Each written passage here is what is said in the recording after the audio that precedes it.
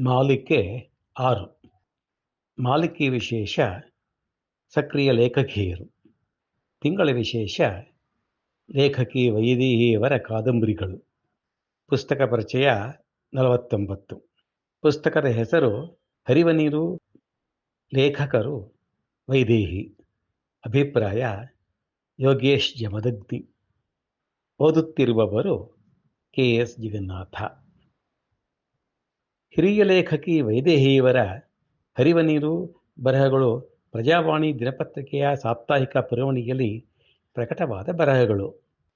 ಗುಚ್ಛ ಪುಸ್ತಕ ರೂಪದಲ್ಲಿ 2012ರಲ್ಲಿ ಪ್ರಕಾಶನಗೊಂಡಿದೆ. ಇಲ್ಲಿ ಒಟ್ಟು 32 ಬರಹಗಳಿವೆ.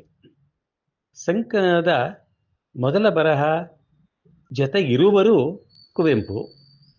ಇದರಲ್ಲಿ ಕುವೆಂಪು ಅವರಂತಹ ಮಹಾನ್ ಬರಹಗಾರರಿಗೂ ಸಹ ಸ್ತ್ರೀ ಚೇತನ ನೆನಪಾಗಲಿಲ್ಲವೇ ಎನ್ನುತ್ತಾ ಜಯ ಭಾರತ ಜನನಿಯ ತನುಜಾತೆ ಕವನದಲ್ಲಿ ಸ್ತ್ರೀಯರ ಬಗ್ಗೆ, ಅದರಲ್ಲೂ ಅಕ್ಕಮಹಾದೇವಿ ನೆನಪಾಗಲಿಲ್ಲವೇ ಎನ್ನುತ್ತಲೇ ಬರಹ ಮುಗಿಸುತ್ತಾರೆ.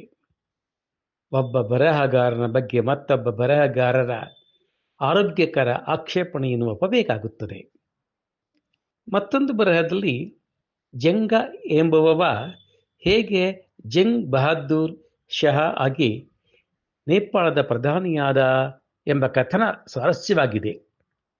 ಆಡಳಿತದಲ್ಲಿ ಪ್ರಮುಖರ ನೆಹರು ರವರ ಗೆಳೆತನ ಬೆಳೆಸಿಕೊಂಡು ಅವರ ಸಹಾಯ ಪಡೆದು ನೇತಾರರಾಗಬಹುದು.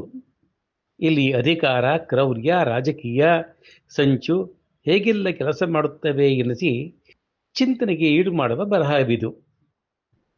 ಸೂರ್ಯ ಸಾಂಗತ್ಯ ಎಂಬ ಬರಹದಲ್ಲಿ ಸೂರ್ಯಚಂದ್ರರು ಮಕ್ಕಳ ಮನಕ್ಕೆ ಹಾಗೂ ವಯಸ್ಕರಿಗೆ ಹೇಗೆ ಆಪ್ತರಾಗುತ್ತಾರೆ ಎಂಬುದನ್ನು ಓದುಗ ಸಾಮಾನ್ಯವಾಗಿ ಕಾಣದ ಮಗ್ಗಲುಗಳನ್ನು ವಿವರಿಸುತ್ತದೆ.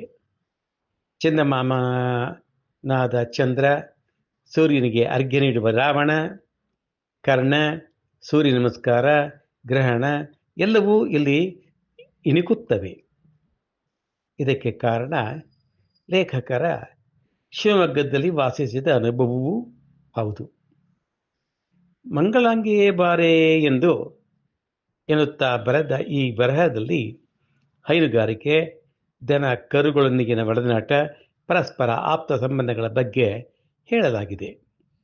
ಯಾವ ವಿಷಯದ ಮೇಲಾದರೂ ಸೊಗಸಾದ ಬರಹ ಬರೆಯಬಲ್ಲ ಲೇಖಕರಿವರು ಎನಿಸುವಷ್ಟು ಆಪ್ತವಾಗಿದೆ. ಕನ್ನಡದ ಪ್ರಥಮ ಲೇಖಕಿ, ಪತ್ರಿಕಾ ಸಂಪಾದಕಿ, ಪ್ರಕಾಶಕಿ ಎನಿಸಿಕೊಂಡ ನಂಜನಗೂಡು ತಿರುಮಲಾಂಬರವರ ಅಪರೂಪದ ಕಥನ. ಅವರು ಪತ್ರಿಕೆ ಪ್ರಾರಂಭಿಸಿ ಬರಹಗಳಿಂದ ಪುಟ ತುಂಬಿಸು ತಾವೇ ಬೇರೆ ಬೇರೆ ಹೆಸರಿನಲ್ಲಿ ಬರೆಯುವುದು, ಆ ಕಾಲದಲ್ಲಿ ಪತ್ರಿಕೆ ನಡೆಸುವ ಕಷ್ಟವನ್ನು ವಿವರಿಸಿದ್ದಾರೆ.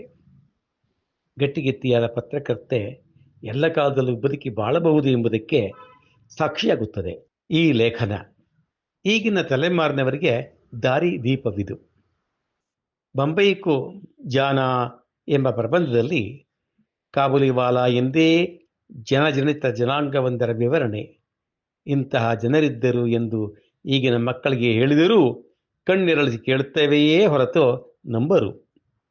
ಅತಿ ಪುರಾತನ ಲೇಖಕಿ ಕೊಡಗಿನ ಗೌರಮ್ಮನವರನ್ನು ಡಾಕ್ಟರ್ ದ ರಾ ಬೇಂದ್ರೆಯವರು ಕಟ್ಟು ಮಧುರ ಕಥೆಗಾರ್ತಿ ಎಂದಿದ್ದರಂತೆ.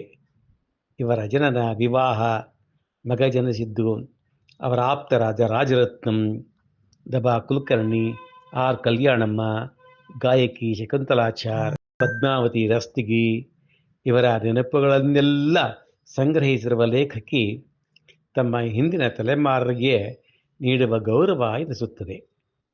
ಮತ್ತೊಂದು ಬರಹ ತಿರುಕನೋರ್ವ ಊರ ಮುಂದೆ. ಇಲ್ಲಿ ಹಳ್ಳಿಗಳಲ್ಲಿ ಕೆಲವರು ಕೆಲಸಕ್ಕೆ ಬಾರದಂತಿದ್ದರೂ ಅವರುಗಳು ಹೇಗೆ ಅಲ್ಲಿಯ ಭಾಗವಾದರು ಎಂಬ ವಿವರಗಳಿವೆ.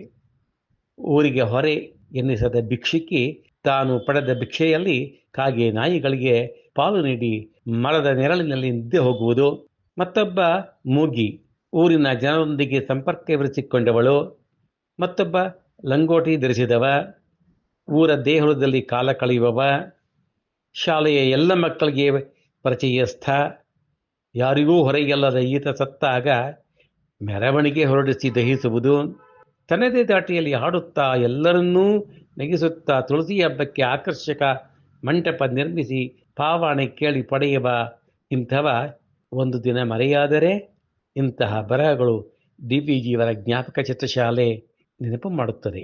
ಇಂತಹವರು ಈಗ ಊರಲ್ಲಿ ಕಾಣಸಿಗರು ಎನ್ನುತ್ತಾ ಲೇಖನ ಮುಗಿಯುತ್ತದೆ. ಓದುತ್ತಾ ಹೋದಂತೆ ವೈದೇಹಿಯವರು ಯಾವ ಫೀಲ್ಡನ್ನು ಬಿಟ್ಟಂತೆ ಕಾಣುವುದಿಲ್ಲ.